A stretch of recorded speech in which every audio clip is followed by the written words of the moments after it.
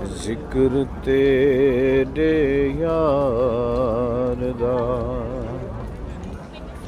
मौला करेंदा रहना।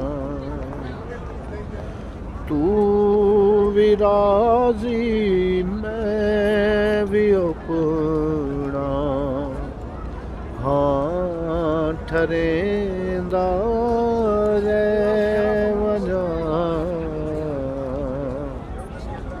जिक्र तेरे यार दा मौला करेंदा रहना। तू भी राजी मैं भी अपना हाँ ठरेंदा रहना। अल्लाहुम्मा सल्ली अला मुहम्मद व अला आलि मुहम्मद। सुभान